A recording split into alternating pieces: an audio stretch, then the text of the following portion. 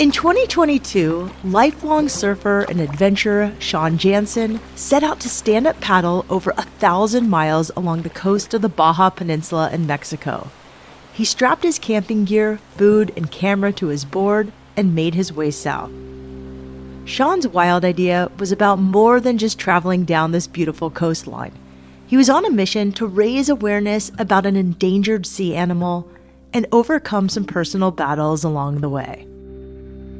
I'm Shelby Stanger, and this is Wild Ideas Worth Living, an REI Co-op Studios production presented by Capital One and the REI Co-op MasterCard.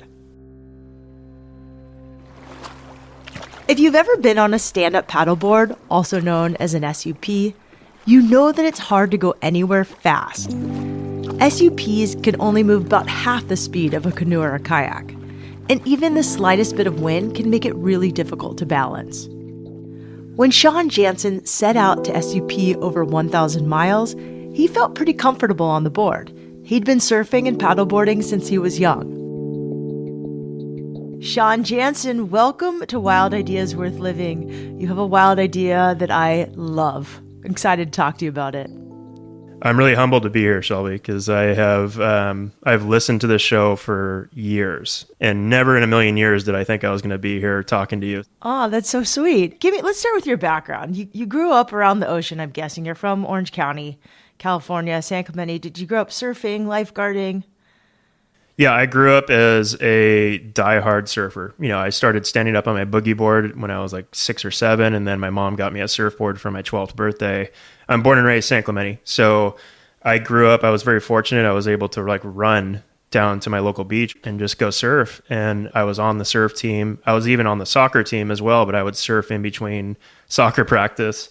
So the ocean was always something that was there for me. And that's kind of what started the spark of going down into Baja, because San Clemente is only about an hour's drive from Tijuana. And of course, I would hang out with the older crew in San Clemente that surfed, and they would always talk about these mythical waves on the Baja Peninsula. And I was so infatuated with the idea that eventually a buddy of mine's dad decided to take a bunch of us down there at the age of 17.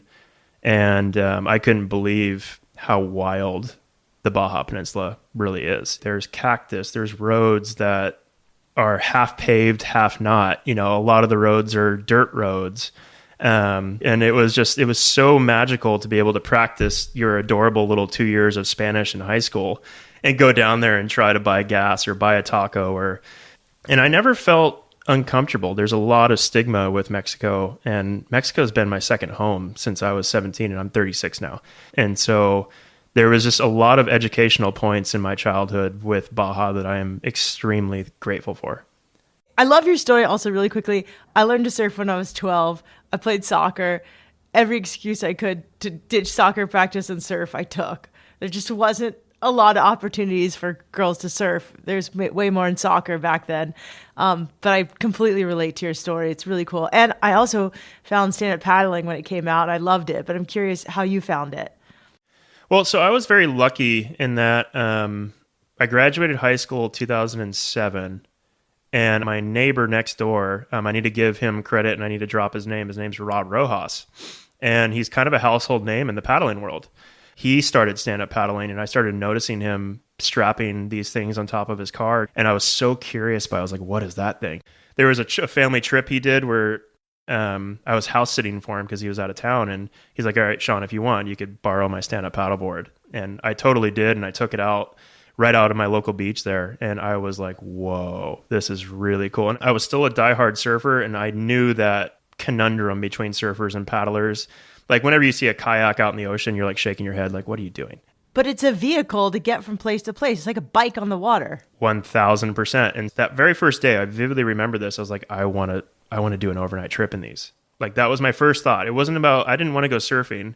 I was like, how do I connect the dots doing an overnighter somewhere? And I took to it like a duck to water. I stood up right away. I didn't have any balance issues because I grew up as a surfer. How did you decide to do this crazy wild idea? Like, I've interviewed enough adventurers at this point in my life, and usually there's something that pushes somebody to go say one day like, oh, I'm going to go paddle 1,000 miles. Well, so I conceptualized this trip while I was dealing with a monumental personal battle. And that battle for me was alcoholism. I knew at the time that I had a problem with it, and I was trying my best to get sober. And what had happened was I had just returned from a trip to Baja where I was a photographer for a friend's wedding down in Cabo. And my alcoholism got so bad on that trip that I nearly lost the memory cards for my buddy's wedding on the beach that night because of how drunk I was. And I remember returning from that trip going, okay, Sean, you can't keep doing this.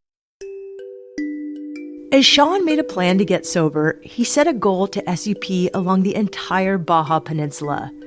He started looking at maps and researching the coastline. Sean would paddle down the Gulf of California, also known as the Sea of Cortez. It's a sliver of ocean between Baja and mainland Mexico.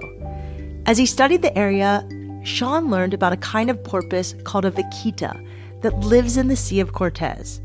It's a small animal about 4 feet long with a short nose, almost like it ran into a wall. The vaquita is endangered. When Sean first heard of them, there were only about 10 left in the world. He decided that the recovery of this animal would be the mission for his paddle. But before Sean could even think about the logistics of this trip, he needed to get sober. He started meditating, trail running, and getting outside as much as possible. It took some time, but eventually, after 2 years of sobriety, the reality of his wild ideas started coming into focus. In essence, you decide to through hike, but through paddle, the Baja Peninsula. When you said this idea out loud, I mean, you're such a wild guy anyway. Was everybody like, okay, yeah, Sean's going to go do this? Or did you get any pushback? Well, so I didn't tell anyone. I called my mom on October 9th from a beach in San Felipe going, hey, by the way, I'm going to go paddle Baja. And it's because, and I love my mom to death. I'm not going to try to shoot her down, but she is, I know everyone says moms worry, but my mom takes it to the nth level. And a big part of my sobriety journey was I had to temporarily block people because I associated them with my alcoholic past. And so I was kind of a loner, going up into this Baja trip. I had a very small core group of people. I had one friend that knew what I was doing, and it's simply because she was going to be my guardian angel. Like I had a little Garmin InReach GPS, so I would text her every single day. I gave her a map of Baja, so she knew exactly where I was at that last text. She put a pin there and was like, okay, if I don't check in the next day, she knew exactly what beach I was last at. So aside from her, no one knew what I was doing. I did it completely alone. I was solo for this entire endeavor. No one drove down the coast to meet up with me. It turned into a very spiritual trip for me. Like I needed to do it. I needed to prove to myself that my sobriety wasn't for nothing and try to do something bigger than me. So no one knows about it except for a couple people because you're smart and you have safety involved. But what is planning like? I had a very small handful of overnight SUP trips in Yellowstone National Park that I've done. So I had that experience. On an inflatable stand-up paddleboard? On an inflatable, yep. Okay. So I knew what dry bags I wanted to bring. So the only research I needed to do was on my portable desalinator, which was essentially it's a water pump, but it turns seawater into fresh water. And I wasn't going to do the trip without one because Baja is a desert environment. There are no freshwater streams. So it's not like I could just pick up a standard backpacking water filter and stick it in a river because there are none. So that was a huge challenge gear-wise.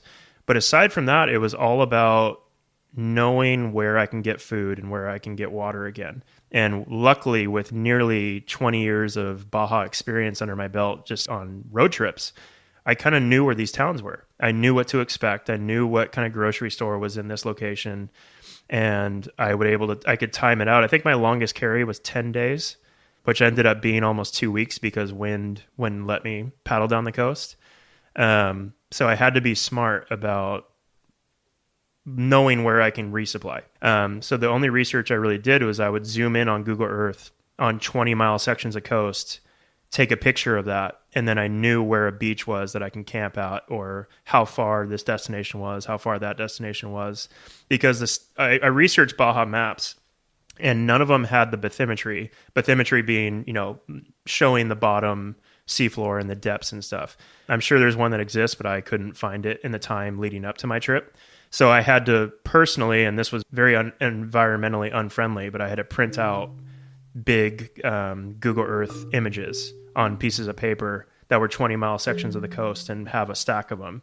And that's how I literally navigated the coast. And then you had to keep them dry. And then I had to keep them dry.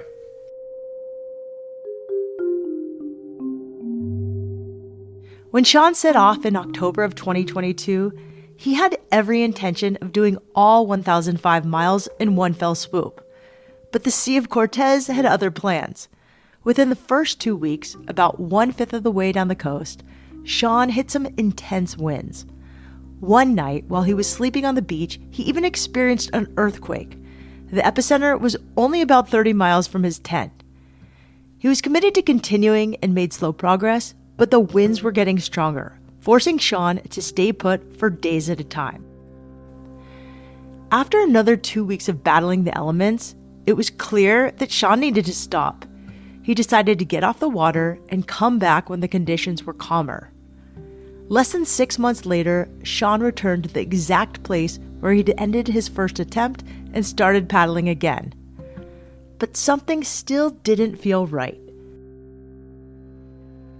The second part of the trip was the most difficult. And what I mean by that is it wasn't difficult conditions-wise, but mentally I was a train wreck.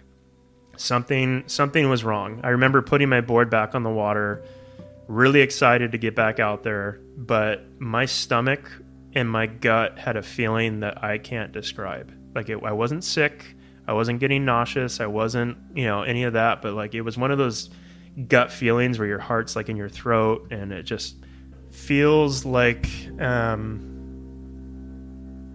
that awkward moment where someone makes fun of you. There's that deep guttural emptiness, it feels empty. And so that's when I know something's off. And I've learned through this process that your gut is your second brain, and sometimes it's even smarter than your brain. But because I'm stubborn, I was just I'm going to put my head down and keep going because I have a forecast of 5 days of no wind. I'm going for it. And so I paddled for those 5 days. And then I get to one of these beaches that I've literally seen from the road, and arguably the beach that inspired the trip, because I would see these waters, and these waters are so stunningly beautiful. And for reference, this area is called Baja Concepcion. It's a very famous little area of Baja. And anyone that's been there knows that you see these beaches and they're jaw-dropping. This is where the postcards are of Baja. And I get there and I'm miserable. And even worse than that, though, is for the first time in my 2.5 years of being sober, I wanted a drink for whatever reason. So I called this amazing friend of mine. I actually jokingly call him Dad. And I met him on the trip. I didn't know him before. And he knew what I was doing, and he understood. He's like, all right, Sean, I'll come pick you up. And no worries, you can get back to your car that's stored in Cabo San Lucas and just come back in October again. Sean never totally understood what happened on that second attempt, but he went home and prioritized his recovery and mental health. He doubled down on meditation, started trail running again, and started eating healthier. His efforts paid off. In October of 2023, Sean set out for the third time to finish the final leg of his trip.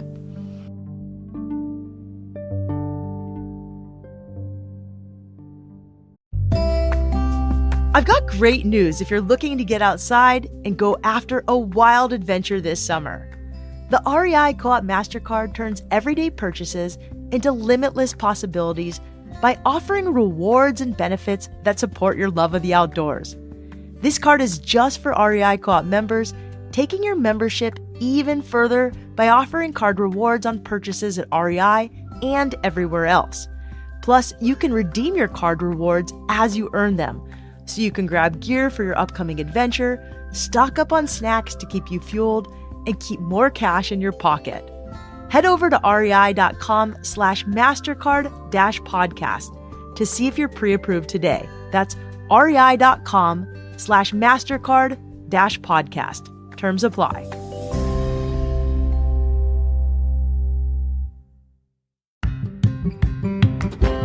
Hey guys, there's a new water bottle company called Ocean Bottle. If you care about our oceans and making a positive impact, check them out. Ocean bottles are sleek, durable, dishwasher safe, and most importantly, they're on a mission to stop 7 billion plastic bottles from polluting our seas. Every sale of one of their award-winning reusable thermoses or water bottles funds the collection of 1,000 single-use plastic bottles before they reach the ocean. As an avid surfer, the water is really important to me. That's why I love this company's mission to keep plastics out of the ocean. Their best-selling Ocean Bottle Original comes in various sizes, including the popular 34 fluid ounces. It features a dual opening lid for easy cleaning, a 100% leak-proof seal, and double wall insulation to keep your beverage icy cold for up to 48 hours. Now you can join their mission by choosing gear that does more. Find your Ocean Bottle at rei.com and select REI stores. That's rei.com or head into your local REI today.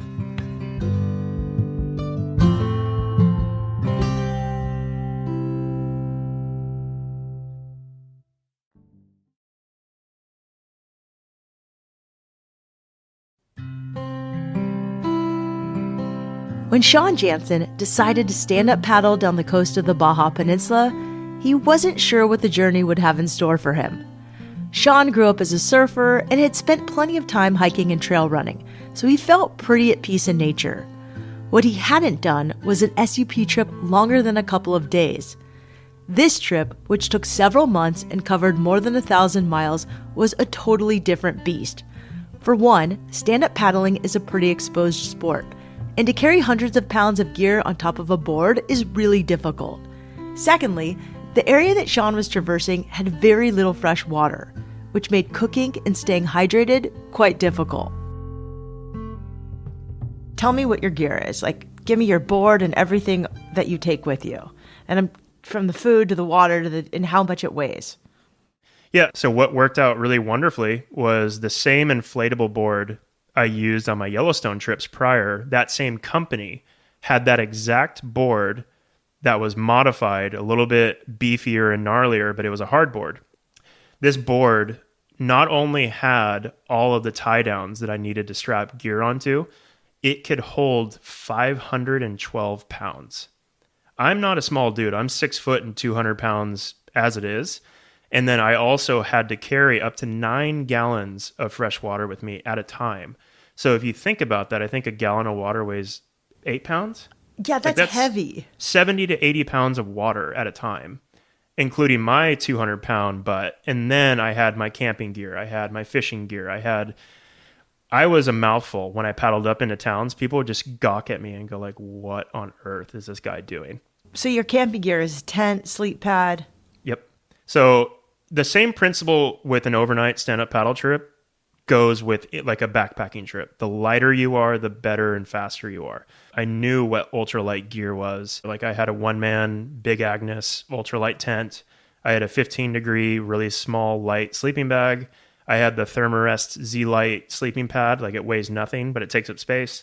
And then my stove system was, I had a Jetboil Zip, and all I used it for was coffee because I didn't have the luxury of fresh water. I was drinking 1.5 gallons to 2 gallons of water a day. So if you think about that, you can't spare 16 ounces for instant mashed potatoes or top ramen or whatever it was. So my food was very unsexy. Like I had cold burritos. I would eat tortillas. I'd eat peanut butter. So when I got to a town once a week, once every other week, whatever it was, I would buy carne asada or cooked chicken, or my luxury was vegetables because I didn't have a vegetable for a week at a time. But that would only be for the 1 or 2 nights instantly leaving town, and then it's right back to cold burritos and peanut butter. So that was the basics of what made up the front dry bag. And I had 2 dry bags for this trip. What was a typical day like? Like sun up to sundown. What is Sean doing every day? So Sean is an early bird. So one thing that I'm still addicted to that I'm not looking to give up anytime soon is coffee. And I don't mess around with instant coffee in the backcountry. I bring a Jetboil. It's got a French press adapter. But more importantly than that, I refuse to rush my coffee time. I like to sit there quietly, enjoy it. And so what I would do is I'd wake up at 4 o'clock in the morning religiously every single day, well before sunrise. And before even coffee time starts, it's always meditation. I do 10 minutes of meditation first thing in the morning, no matter what. Even to this day, meditation might be the reason I'm sober. So I don't take that lightly. I'd wake up at 4, meditation, coffee. And what I would do with coffee, though, is I would just sit somewhere in the sand with it, leaning back against a dry bag, and enjoy one of the greatest underrated features of the Baja desert, and that is the night sky. And I kind of knew going into the day how my day was going to go. And what I mean by that is I'm not a religious person, but I'm extremely spiritual. If I saw a shooting star that morning, I was going to have a great day. I was going to go crush 20 miles down the coast, and it was going to be an awesome day.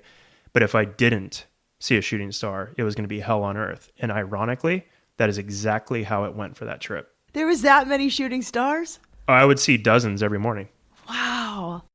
So that was my morning routine. Then I would pack up, get on the water kind of before sunrise. I'd actually get on the water with my headlamp on, and I would paddle for maybe 1 to 3 miles before the sun even rose above the ocean surface.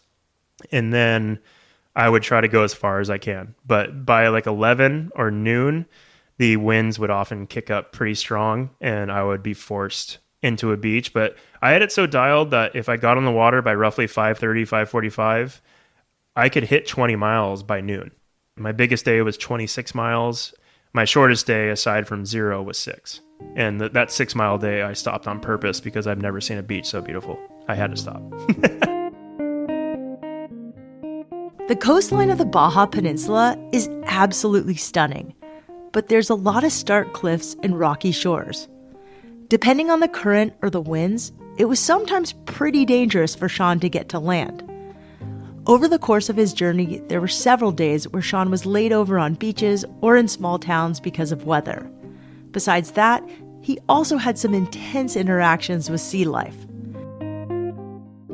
So I'm really curious, like you encountered a lot of things. Hurricane, crazy winds, I imagine sharks. Like, what was the scariest thing you encountered during your paddle? Of course, probably the most famous was in Yellowstone, we call when a bear charges at you and turns away, we call it a bluff charge. I had that equivalent with a bull shark down in Cabo Pulmo, which was about 60 miles from the very end of the trip. Like, I am 3 days away from finishing this trip, and I'm paddling in water, and out of my periphery, I see this brown object. Now, I've seen thousands of these brown objects on my paddle trip, and it just turns out to be a rock. But this rock was moving. And I look over, and all this happened within like a 2-second window. But I see this bull shark torpedoing at me. And like I said, this lasted probably 2 seconds. I look over, I see it. And then all I knew what to do was just crouch down and try to I'm like, okay, brace for impact. Here it goes. And at the very last minute, inches from my board, it turns. And the tail splashes water all over me, all over the deck of my board, whole 9 yards, and disappears into the blue, or so I thought. And so I'm sitting there kind of frozen, going like, holy cow, did that just happen? I remember my reaction. I said a way more dramatic curse word than crap. But I couldn't believe it didn't hit me. And so it darted into the blue, and I was like, I didn't know what to do. I'm out to sea a little bit. It's kind of rocking seas. It's not super calm. And so I needed to like focus, but the nearest beach was a 20-minute paddle away. Like, I was nowhere near a safe point to come to the beach and try to like wrap my head around what just happened and kind of regain my focus. So I just keep paddling, and I kind of felt like things weren't done. The hairs are still standing up on the back of my neck. So I start scanning the environment back and forth, and I'm not seeing anything. The water's quite deep in this area. Like, I can't see the bottom. But then I eventually found the courage about 30 seconds later to turn 180 degrees around and look at my tail. And this bull shark is 6 inches from the tail of my board, and it's just following me. And I'm just like, oh my God, like, what is going on? And I didn't know what to do other than to keep paddling, because this is the same shark that kind of bluff charged me a little bit ago, and now it's following me. And so I don't know. You weren't going to like just take your paddle and try to get its nose, or... It was, I thought about it, but the drawback is the seas were not calm. Like I had to focus on my balance, and me trying to pivot and poke the thing while fighting 2 to 3 foot waves. Like there was way greater risk of falling in the water. And this is not a body of water you want to fall into right now. All I knew to do was just keep paddling. And eventually I found the courage again about a minute later to turn around, and it was gone. So I can't figure out why it didn't just hit me. It had every right to. I've seen plenty of videos of these bull sharks doing this, and through my research on bull sharks, out of all the shark species in the ocean, they have the highest level of testosterone. So it had every excuse to ram the side of my board and hit me, launch me out of the water, whatever it wanted to do, and it didn't. There were a lot of standout moments during Sean's time on the water, from encountering that bull shark and seeing tons of shooting stars, to maneuvering through challenging winds and eating lots and lots of cold burritos. Finally, on December 14th, 2023, after a total of 123 days on the water, Sean completed his journey. What was finishing like? Was there anybody there? Were you alone? What was going through your head? I was alone. So a funny little part of my story is that whole last week of the trip, I was emotional almost every day. Like I would get teary-eyed leading up to it. And the very last morning, I'll never forget it. You know, I was able to find a beach in the middle between 2 gargantuan resorts, you know, and Cabo San Lucas is like, I call it the Las Vegas of Mexico. It's very Americanized. It's very, you know, Cancun-esque. But I get to Land's End, which is the famous arch at the very, very tip of Baja in Cabo San Lucas. And it was a very empty feeling. I wasn't emotional. I, of course, threw my hands to the sky. I had a friend that I met up the coast, about 100 miles up the coast, and she knew someone that lived in Cabo that could go out there and take a picture of me at the very end. So I was very grateful for that person. But that the end experience was, for lack of a better word, was kind of lame because I wasn't alone. Like it's a very touristic feature at the very, very end. Like there was hundreds of people there. So it wasn't like a romantic finish, dare I say, but you know, in saying that, I don't know if I would have it any other way. Like that's Land End, that's Cabo, you know, that's what it is. I'm kind of smiling because like that's such a typical wild idea. Like you do all this prep, you get so emotional, you almost die millions of times. Like you have these cathartic moments, you see shooting stars, you almost right before the end don't make it, and then like you get to the end and you're like, that's it. And yet you're totally changed for years to come afterwards. But like, God, those endings are so anticlimactic, and it's tricky, especially if you're doing them totally on your own.